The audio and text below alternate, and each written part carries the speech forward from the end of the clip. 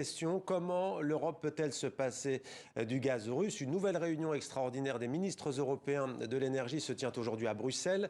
La ministre française Barbara Pompili a convoqué cette réunion en urgence à la suite de la décision de Gazprom de couper le robinet à la Pologne et à la Hongrie qui refusent, on le rappelle, de payer les factures en roubles. Mais d'autres pays seraient prêts à régler la facture en monnaie russe comme le demande Moscou. La Bulgarie, et la Pologne donc se sont vus fermer le robinet du gaz. Paul Germain, vous êtes à Bruxelles pour TV5 Monde. Ça va être difficile à nouveau entre les 27.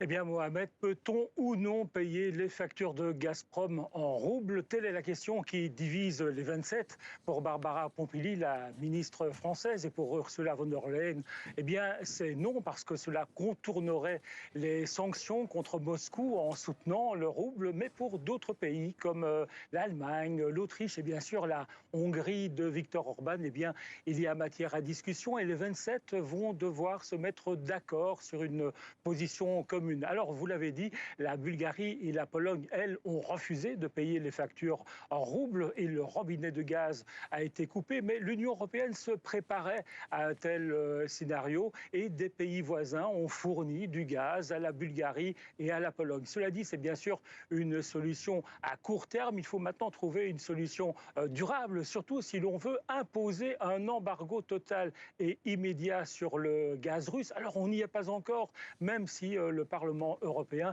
réclame une telle mesure en expliquant que l'on continue à financer la guerre de Vladimir Poutine. Et c'est vrai que les chiffres sont là. Si l'Union européenne a fortement réduit ses achats de gaz russe depuis le début de l'année, eh bien, avec l'explosion des prix, cela reste le jackpot pour le président russe. Paul Germain.